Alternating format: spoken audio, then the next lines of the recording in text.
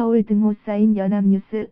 동경미술학교의 서양학과 졸업생으로 변호사 김우영 씨의 부인 나혜석 여사는 대정 7년에 동경에서 돌아온 후로 이래 묵묵히 3, 4개년을 지내오더니 이번 처음으로 개인 전람회를 열고 그동안 오랫동안 모아두었던 유회, 6, 70점을 진열하여 일반에게 관람케 하여 양화로는 아직 적적한 우리 조선의 양화에 어떠한 것인 것을 소개하는 동시에 일반에게 미술에 대한 관념을 보급시키고자 한다 하며 여자로서 전람회를 열기는 여사가 조선에서 처음이라 할 것이요 또 조선 미술계의 여자로는 인류라 할지라.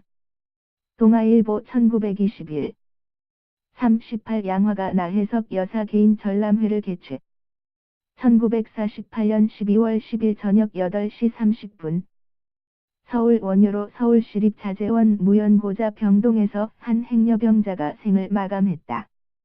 사망진단서에는 신원미상, 무연고자, 사망 원인은 영양실조, 실어증, 중풍, 추정 연령은 65 물결표 사인 66세로 기재됐다. 이 행여병자가 바로 위 기사의 주인공, 신여성 나혜석이었다. 사망 당시 실제 나이는 52세 병마와 굶주림으로 10살 이상 들어 보였다.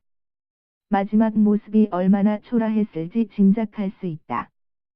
1921년 3월 19일과 20일 경성일보사 내청각에서 열린 나혜석의 첫 개인전은 5천여 명의 관람객이 몰려들어 대성공을 거두었다. 그는 우리나라 최초의 여성 서양화가이자 작가, 여권운동의 선구자였다. 나혜석은 1896년 4월 28일 경기도 수원에서 부친이 군수를 지낸 부유한 집안에서 출생했다. 1913년 진명여고보를 졸업하고 일본으로 유학, 도쿄 여자미술전문학교에서 유화를 공부했다. 조혼을 강요하는 아버지가 학비를 보내주지 않자 휴학하고 1년간 보통학교 교사로 일하며 돈을 모아 이듬해 복학했다. 1918년 학교를 졸업하고 귀국해 함흥의 영생중학교와 서울 정신여학교에서 미술교사로 재직했다. 1919년 3.1운동 당시 여학생들의 만세 사건에 관여해 5개월간 옥고를 치르기도 했다. 첫 개인전을 연 후 1932년까지 해외 체류 기간을 빼고는 매년 조선미술전람회에 출품해 특선과 입선을 놓치지 않았다.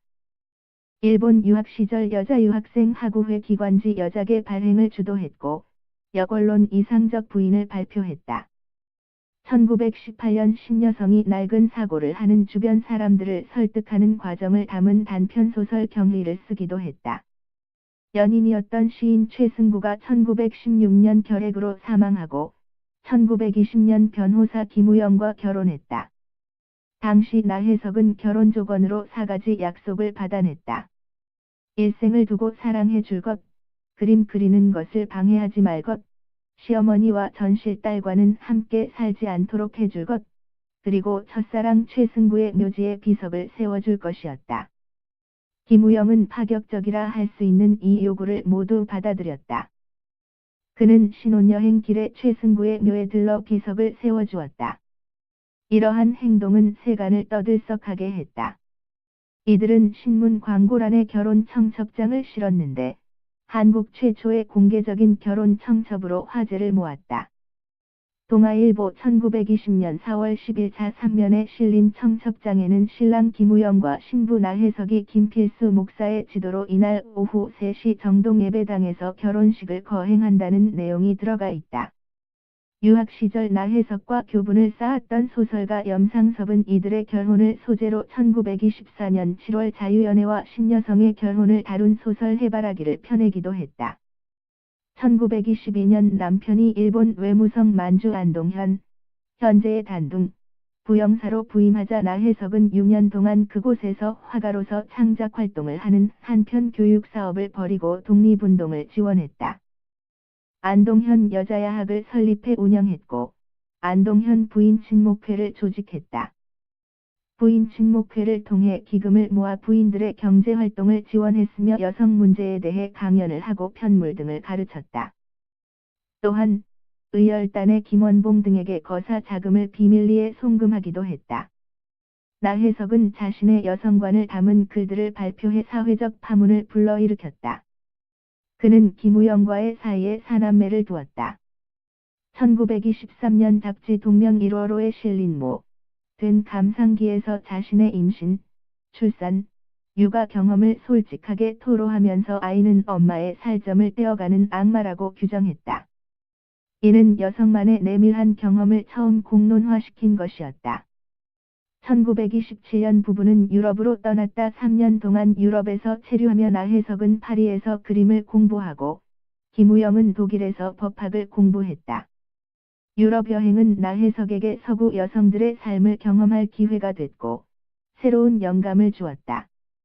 그러나 파리에서 민족 대표 33인 중에 하나이며 천도교 신파의 수장이자 김우영의 친구였던 최린과의 불륜으로 귀국 후 1930년 결혼 생활은 파경을 맞았다.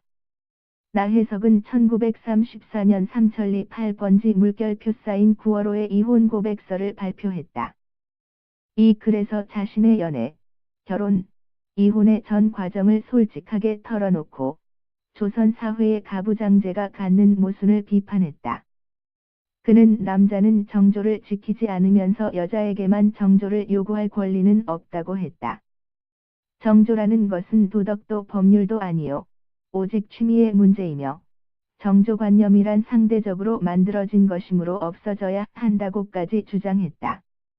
이는 현모양처를 최고의 가치로 생각하는 전통적인 여성관의 정면으로 도전하는 것으로 나혜석에 대한 사회의 시선은 냉담해졌다.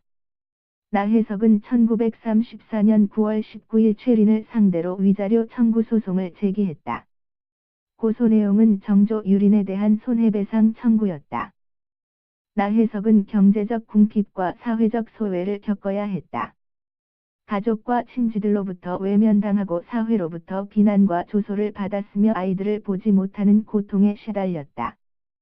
1931년 조선미술전람회와 제국미술전람회에 연달아 입선하고 1933년 서울 시내 수송동에 여자미술학사를 열어 제기하는 듯했으나 실패했고 화재로 그림이 불타는 불운을 겪었다. 1935년 서울 진곡의 조선관에서 소품전을 개최했으나 외면당했다. 맏아들이 폐렴으로 죽자 나혜석은 이력스님을 찾아가 수덕사 견성암과 수적엽관에서 머물며 1943년까지 그림을 그렸다. 서울로 올라와 한때 청운양로원에 의탁하기도 했다. 1946년 행인에게 발견돼 서울시립 남부병원에 입원했다. 1948년 11월 서울시립 자재원에 들어간 나혜석은 얼마 후 무연고자 병동에서 사망했다. 나혜석이 제조명받기 시작한 것은 오래되지 않았다. 1999년 제1회 나혜석 바로 알기 심포지엄이 열린 이후 수원의 나혜석 거리가 조성됐고 여성가족부는 우리나라 근대 여성 15인 중에 한 사람으로 그를 선정했다.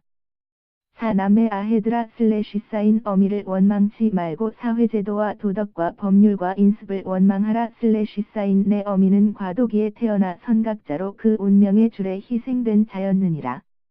나혜석은 자녀들에게 유언과 같은 시를 남겼다.